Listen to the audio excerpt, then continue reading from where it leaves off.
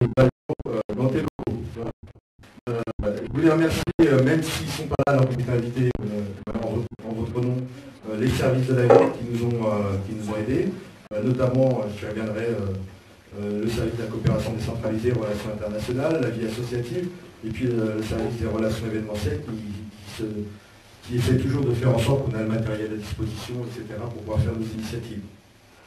Je voulais aussi remercier, mais ça c'est notre partenaire qui doit arriver, c'est En Partance, qui est l'organisme de voyage de tourisme social avec qui nous organisons les voyages en Israël et en Palestine.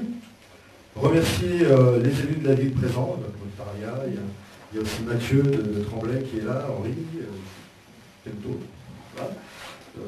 Et puis, qu'est-ce que j'ai dit? Oui, remercier aussi nos partenaires palestiniens qui savent qu'on a une soirée ce soir et qui sont toujours en contact avec nous. Et puis, certaines associations aussi qui partagent le même but que la nôtre, notamment, je disais tout à l'heure, la fille de Palestine, mais aussi la Courneuve qui doit venir normalement ce soir. Alors,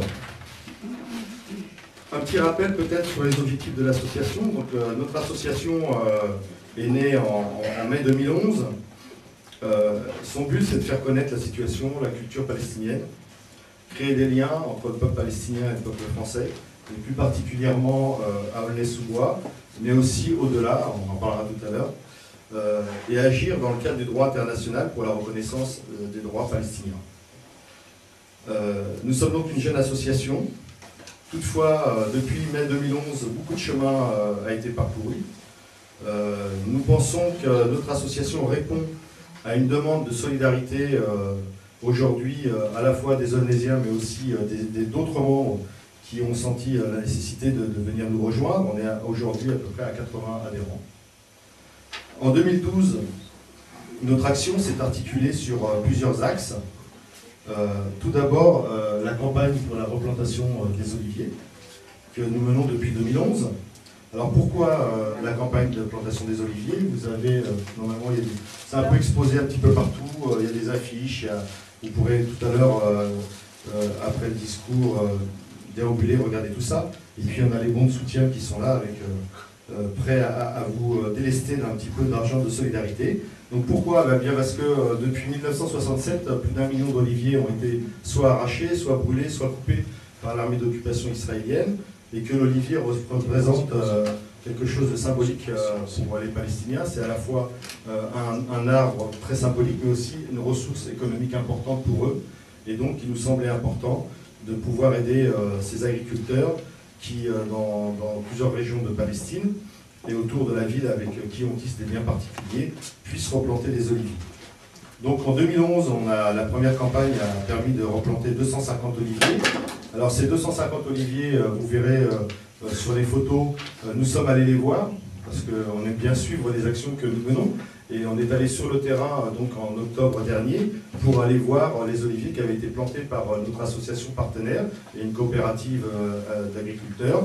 Et vous verrez que chaque olivier a été identifié par une petite plaquette qui porte le nom que vous avez indiqué ou que vous indiquerez sur le bon de soutien que nous avons en notre possession. Donc on a vu le terrain des 250 de 2011 qui ont été plantés en 2012 et en même temps on en a profité pour regarder le terrain de ceux que nous avions collectés en 2012, c'est-à-dire les 220 environ, c'est à peu près la même chose, oliviers que nous allons planter fin 2012, début 2013, dans un terrain un petit peu plus accidenté, un peu plus difficile, puisqu'il se situe en territoire palestinien, mais le terrain où les oliviers vont être plantés se situe de l'autre côté d'une route qu'il n'est pas normalement possible de traverser par les Palestiniens.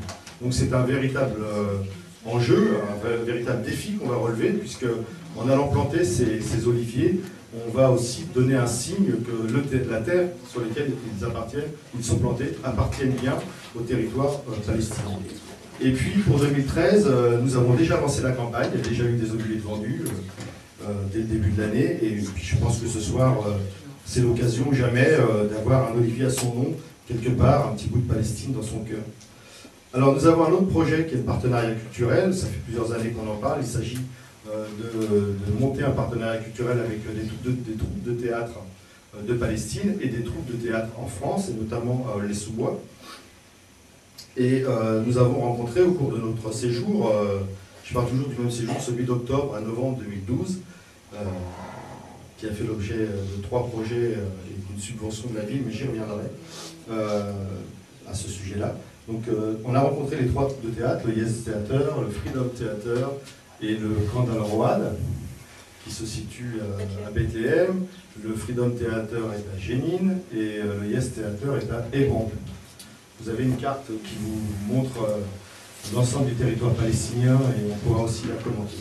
Donc le but de ce partenariat culturel, c'est de monter un festival en 2014. Aujourd'hui, on en est donc encore aux prémices, on en est à la définition du cahier des charges, à la rencontre avec les troupes de théâtre, trouver un partenaire français aussi pour pouvoir faire ces échanges. Et alors, il y a 3 volets qui sont à peu près définis. Il y a un volet spectacle pur, donc c'est de la représentation de spectacles palestiniens. Un volet création, là où on va créer une œuvre avec des troupes palestiniennes et des troupes françaises. Et puis un volet qui est plus à destination des publics intéressés, donc des jeunes, moins jeunes d'ailleurs, français, qui seraient d'accord pour partager des ateliers de théâtre, forum, à travers ces actions.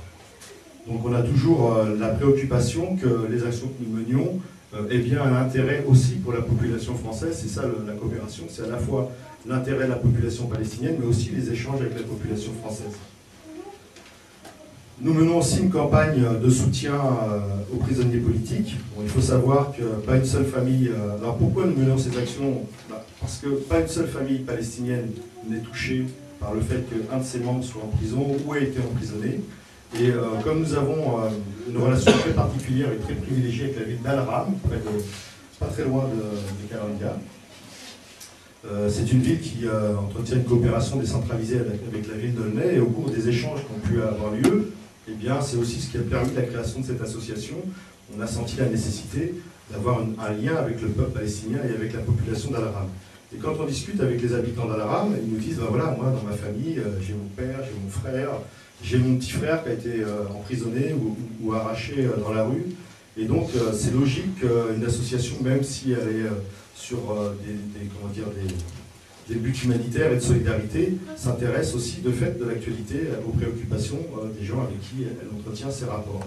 Et donc cette campagne pour soutenir les prisonniers politiques, déjà aujourd'hui nous avons 35 parrains. Il s'agit en fin de compte de parrainer un prisonnier et de pouvoir lui apporter un soutien psychologique en lui envoyant un courrier une fois par mois. Évidemment, il ne faut pas attendre de réponse. Le courrier part dans les prisons israéliennes et il s'agit donc d'apporter un soutien moral aux prisonniers palestiniens. Les 35 parrains que l'association a regroupés ont déjà reçu le nom de leurs prisonniers, leur situation, la date à laquelle ils vont sortir de prison, ou peut-être même pas de date, parce qu'il y a des gens qui sont en rétention administrative depuis des années et qui n'ont pas de date de sortie.